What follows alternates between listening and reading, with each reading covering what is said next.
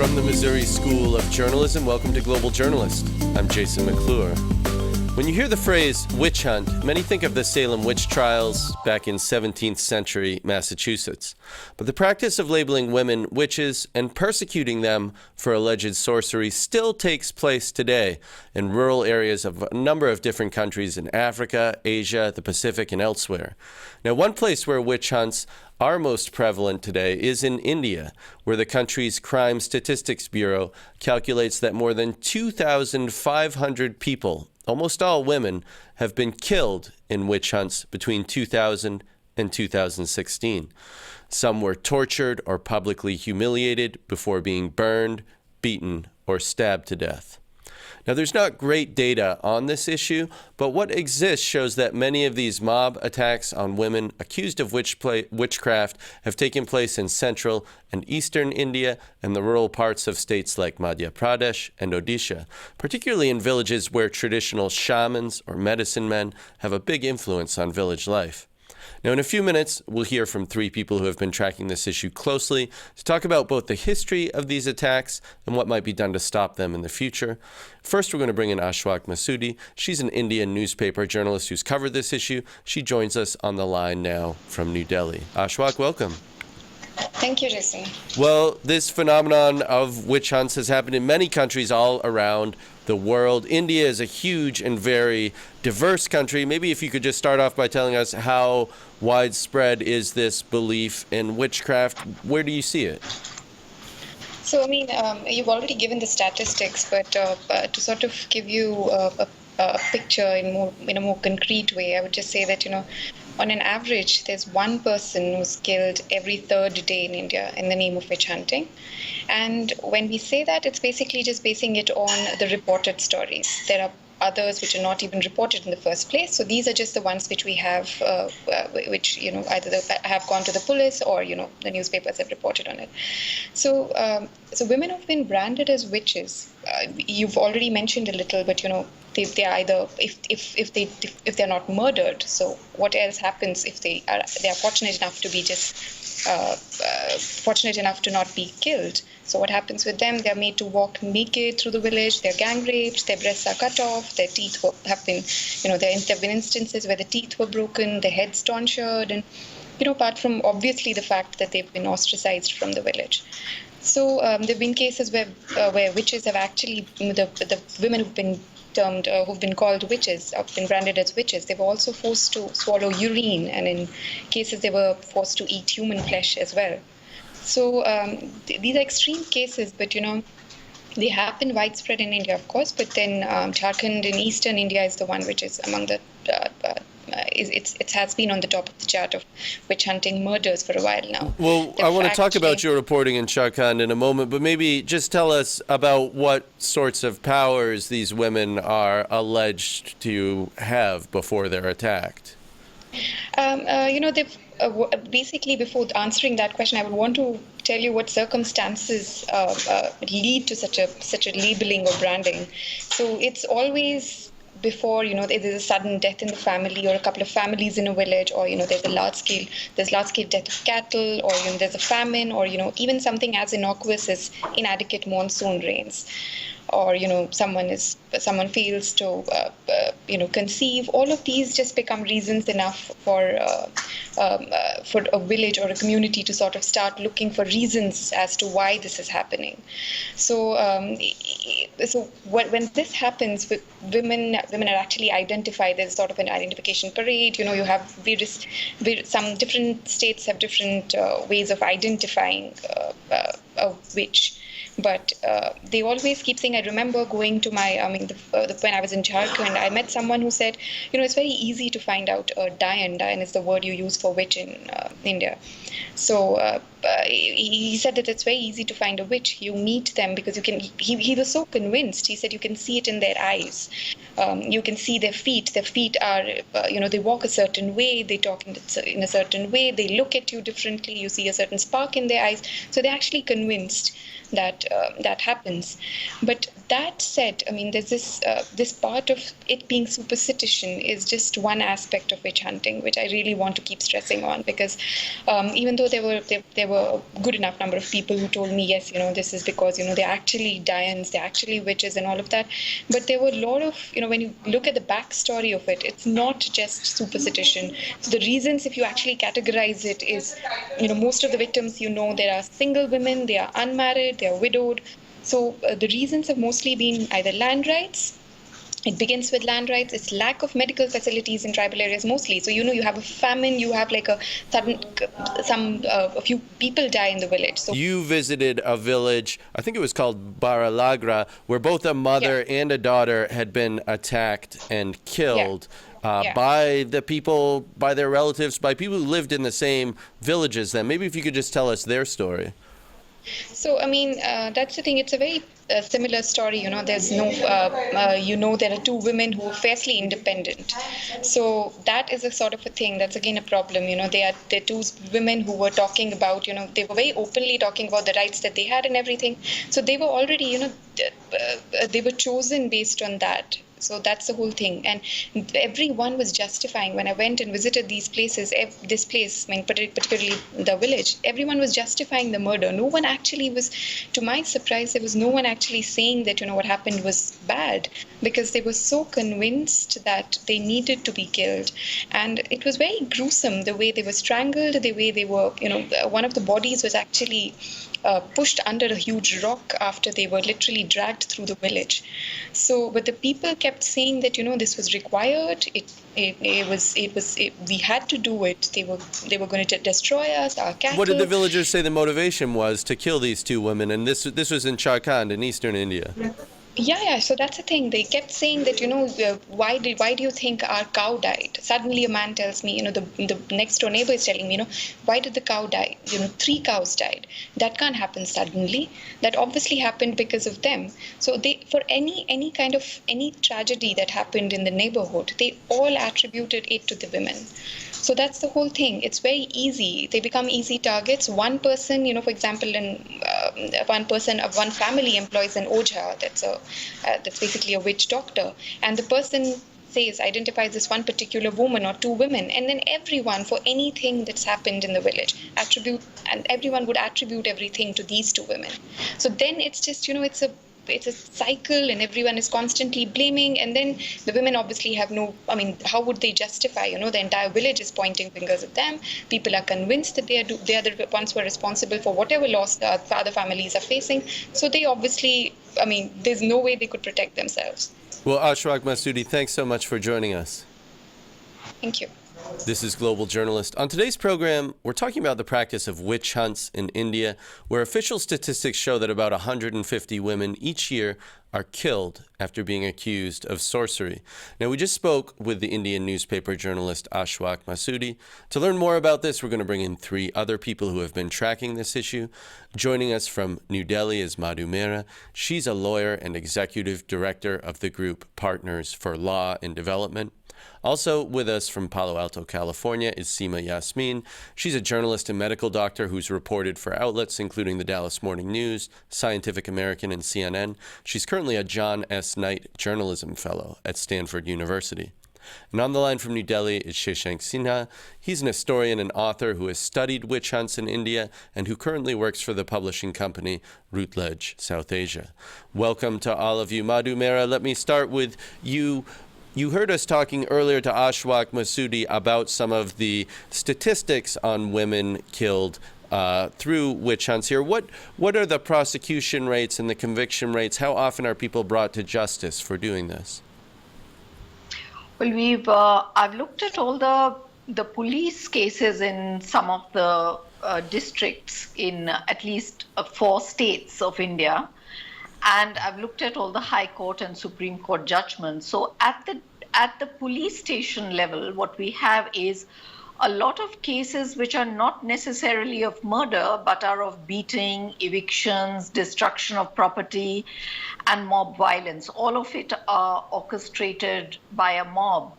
But as you go into the legal system to look at the higher court judgments, you only come across murders, which does suggest that the larger chunk of cases are of everyday violence, social ostracism, and even eviction and dislocation from village, land and property. But what really enters the legal system is murder, which means to say that a lot of these smaller cases simply drop out and do not get legal redress, adequate legal redress. The murder cases that we found that reached the High Court and thereafter the Supreme Court, by the time they reach the Supreme Court, we find that half the convictions turn into acquittals.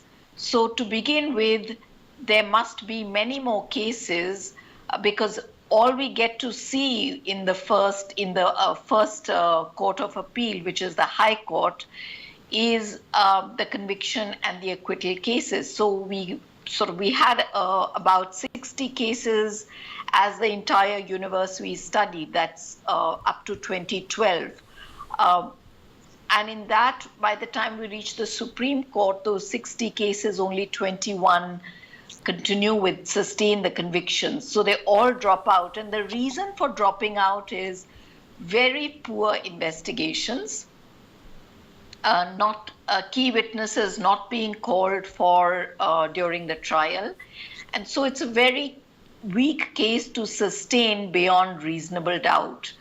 And in many instances, the higher courts are absolutely despairing about the quality of investigation and prosecution, and they know that that the accused are possibly the convicts, but they keep expressing their disappointment in the way there is not enough evidence available for them to convict. So it sounds like there are many problems with the prosecution then, starting at the police level where only the very most serious cases are investigated, and then throughout the legal process it sounds like there are many other issues related to prosecution and appeals. I want to come back to this issue, but if I could turn this to you, Seema Yasmin, what did you think about this issue? What were some of your preconceived notions about it sort of going in, and how did that change as you reported on it? It certainly became more complex and more nuanced the more that I learned about it. And one of the reasons why I was really keen to understand more and to report on this issue was that there had been such little reporting in the press outside of India, and I wanted to change that. I did go in with this idea that, I'll go to a few states in India and I'll talk to women and I'll talk to activists and NGOs in a few different areas. And then when I got to Gujarat itself, which is where my family is from, I felt really like there's a deeper story here, and I don't want to do the disservice of trying to make this issue seem like it's not complicated, because I learned that perhaps the underlying issues, the reasons why this was going on in Gujarat might be a little different to what's going on in Assam in the Far East, or what's going on in Jharkhand. And I'm glad I really focused on the stories of Gujarati women for these stories, at least, although, of course, this is a phenomenon that's occurring across India. And Shashank Sinha, if I could turn this to you. You heard Seema Yasmin talking about how this is a phenomenon that's happening across India, and you've spent years researching this issue. Tell us, if you would, about some of the history behind it. How frequent were witch hunts or witch killings, say, 150 years ago compared with now? It's very difficult to arrive at figures because, witches were killed. The idea was to establish a murder. But, very broadly speaking, I can, talk about, my primary research has been on Jharkhand, but with comparative evidence from, the whole of the central Indian belt, I can see at least four phases, four very distinct phases. The first phase is around, around middle of 18th century, middle of 19th century, where there are cases of, the whole construction of witchcraft was such that, a witch was thought to be born, right, which means so you're born as a witch, and it was considered the art was considered hereditary. So when they would kill the witch, they'll kill the accused, they'll kill the entire family members because it was considered hereditary. So there was this view that this was something that you were born with, that your family sort of carried with you, but that began to change. Yeah, that began to change towards later 19th, early 20th century. Now there are few things emerge, some very distinct tendencies which emerge. This is also a period where, this is a period under colonial rule, with the mature period of colonial rule, where the ethnographers and anthropologists are documenting, the Christian missionaries are documenting, the administrators are documenting. So the first thing that you see is a lot of recording or documentation which happens. And in the process, what happens is, you get first definitions of witchcraft. Now, in the process of documenting witchcraft, what they ended up doing is unconsciously, they ended up institutionalizing the belief, and that, they produced a body of knowledge which served as a standard. So in other words, then the very people who were starting to document this phenomenon came to institutionalize it. But as I recollect, you said that this was actually, you seemed to say there was some evidence that this declined for much of the 20th century, that there wasn't as much documentation of attacks on witches, of killings on witches through much of the 20th century, and then that seemed to change. Yeah, that seemed to change. But let me just complete one more point, where I was, just talking about is that, and then the construction of witch changes as well. So as opposed to a born witch, you have a trained witch. A witch gets trained, a witch which has to learn rituals, the collectivity of witchcraft, the witch gatherings, these are the things which start becoming common. And with the constructions of craft and witch hunting also are very, very related to each other. So other things that you come into being, while earlier they were being killed, now you see, exorcism rituals, lots of sacrifices, also monetization of witch trials, that is happening. And then, say middle of 20th century or middle of 20th century, there is a phase of decline, And the phase that we are talking about, which Madhu, Aswak, and Seema talked about, is the phase of modern witch hunts, in the last 3-4 decades, where the dynamics have changed completely, both in relation to the constructions of a witch or the meaning of a witch, and also related to the dynamics of witch hunting. And one of the other points that I want to make clear is a point that Madhu was making, that there is a difference between witch hunting and witch killing.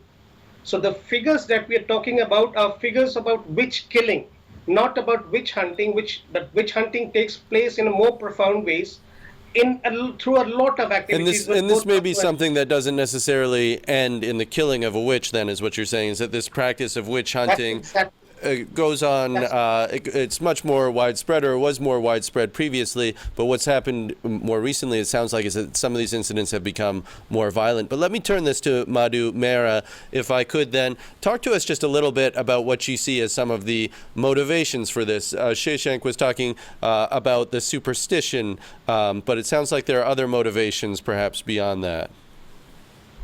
So in all the cases that I've looked at, I've understood that it's a kind of demonization when you want to isolate and delegitimize someone and prepare the basis for eventually legitimizing all kinds of violence or exclusion against them.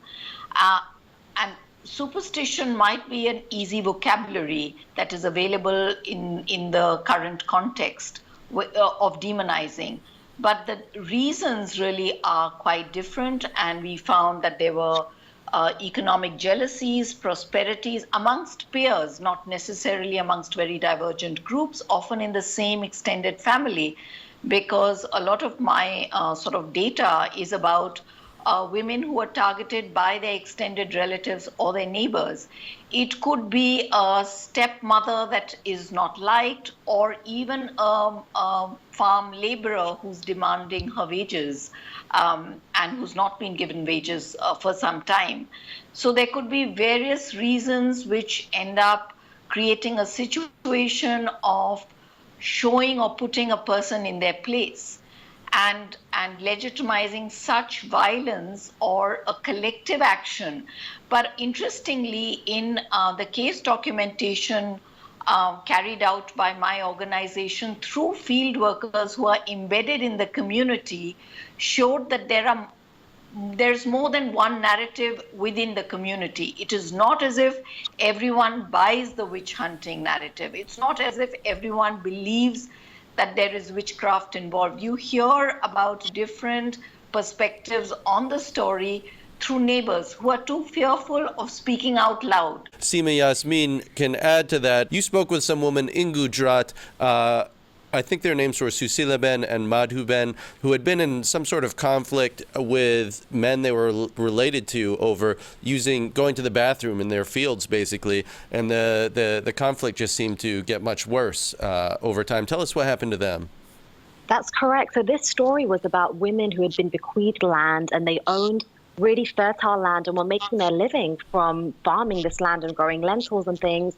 And male relatives were jealous of them, didn't believe that they deserved this land, didn't believe that women should have access to this. And so, like many people in India, they defecated outside, but the men chose to defecate where the women grew their food. And the women were so upset about this, they dared to speak up. And that's when they were run out of their home. And that's when the mob attacks began.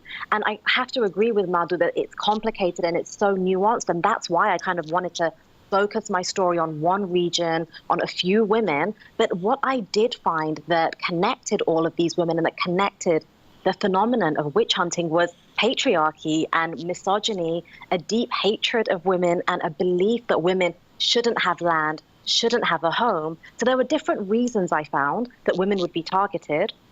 Sometimes there'd be an outbreak of an illness in a village and somebody would say, it's her fault, she's a witch. And that woman would be burned or tortured or killed or assaulted. Sometimes a well would run dry. Sometimes there'd be a bad harvest. And again, a woman would be found to be a witch and to be blamed for that. And I also found that it was very rarely one man up against one woman. One man might single a woman out as a witch, but it was very often a mob that would descend. And people, like Madhu said, didn't always buy into this narrative, but often just felt really disempowered and couldn't say anything. I went to one village with some NGO workers where a woman had recently been murdered, and they were collecting information to find out what happened. And we spoke to women who were also attacked during that same mob attack when the woman was killed. They were so frightened to speak out. And even the NGO staff said they had to wait a few months before they could go into this village because it was dangerous for them, because the men who had murdered the woman and who had attacked other women were powerful. They were doctors and accountants and lawyers. They held high status, and it was dangerous for them. Well, Shashank Sinha, Seema raised a couple different points there. I know you wanted to jump in on something that Madhu was saying as well. But one thing that Seema had mentioned was that some of the women that she had reported on owned land, and that some of their male relatives were jealous of this or resentful of the fact that the women had this source of wealth and didn't feel like they should own it, that was maybe a primary motivation for these attacks. Talk to us just a little bit about that. Just one clarification first, because I always believed that, it was never going to be only superstition. So, my idea of, talking to you about the trajectory of witch killings and witch hunting or the constructions of witchcraft is that, it's a very dynamic and evolving process. And this has changed over a period of time. So what are we talking about in the last couple of decades did not exist earlier. Now, let me come to the motivations part. In the modern witch hunts, 3 or 4 different kinds of motivations I can see, some of which Madhu and Seema have talked about, One is, the village tensions, village and social tensions and the gender tensions that are there. We can roughly assume patriarchy gets covered there, Land grabbing, and not just land grabbing, but other kinds of resources. So women who are holding other kinds of land resources as well. Then you have a lot of power politics at play as well, whether it is, intercaste or whether it is intra-caste or intra-tribe, there is a power politics at play as well. And then recently in the last, couple of decades, just to clarify, Shashank, so this isn't a phenomenon that's limited to one ethnic group or one religious group then? It is not limited, and therefore I strongly believe that, we need to move beyond stereotypes. And some of the stereotypes are that, it is, limited to tribal groups. It is not limited to tribal groups. So we have evidence of witchcraft in the past and, in witch hunting in the present as well, where, Muslims, Dalit communities, socially oppressed and excluded communities are, being targeted, It is as much, we can also see it in urban contexts as well, cases of witch hunting. So it's not, it's not just that, certainly not. So it sounds like it's something that is sort of pervasive to an extent in rural areas in many parts of the country. But Mahdu Mehra, I understand that there are something like a dozen states in India that have passed laws, or I guess you'd call them anti-witch hunting laws. Talk to us about how effective those are. So there are about 7 states that have passed laws, and the earlier laws have been completely ineffective because the whole idea was to have an explicit law on witch hunting with that name, but really have no teeth in the law. And now more and more states have been asking for laws. So in the recent 5 years, we've seen Orissa, Rajasthan, and Assam pass laws. We've seen Maharashtra pass a broader law which is against superstition, not just against witch hunting. And unfortunately, the focus of a lot of these laws are on criminalization alone. And we know that the criminal justice system is so apathetic towards the poor as victims. So, and as I said, when you Oh, and I'm sorry, Mahdu, we're just losing your audio there, but it sounds like these laws. It sounds like even in places where there may be good laws on the books, there aren't necessarily being enforced or applied, particularly in some rural areas. There is a problem in just focusing on criminal law because criminal laws aim to only convict the accused. And we know if the legal system is loaded against the poor, this is unlikely to happen. What such laws end up doing is providing no support to victims who have to live with exclusion, live with impoverishment because they face economic and social boycott. Well, Mahdu, we're almost out of time. Is essentially, I just want to give the last word to Seema Yasmin. You heard Mahdu describing some of the problems with laws there. Is there some reason for optimism that things may change in the future, that things can improve for some of the women who have been accused? Honestly, it's devastating, right? It's obscene and it's absurd that this is still happening, and it was depressing and terrifying sometimes covering this story. But where I found real hope was witnessing the solidarity that these women who had been affected were building. They were building community, and some of the women in the rural areas had built a kind of a sisterhood, like an on-call system, and they were going from hut to hut in the village saying, if a man talks to you like this, if a man calls you a witch, if someone tries to hurt you or your children, you call us, this is our number, and we will come en masse, because we know that we are vulnerable as women, that if 25 of us come and support you and walk you to the police station and demand that the police write down what happened and call it a witch hunt if it was, then they knew that that's where their power was. And to me, that gave me some hope that there are people working at the higher levels trying to implement policy, trying to change the law. But what can we do for the women who are suffering these attacks and this stigma day to day? And where I found that hope was just in witnessing the solidarity and in these sisterhoods. Well, we're out of time for this edition of Global Journalist, a production of the Reynolds Journalism Institute at the Missouri School of Journalism and KBIA Mid-Missouri Public Radio. Many thanks to Ashaw Masoodi, Mahdu Mehra, Seema Yasmin, and Shashank Sinha. Our assistant producers this week are Teodora Agarici and Rosemary Belson, with supervising producer Edom Kasaye. Jiwan Choi is visual editor, and Aaron Hay is audio engineer. Travis McMillan is our director. For all of us at Global Journalist, I'm Jason McClure. Thanks for tuning in.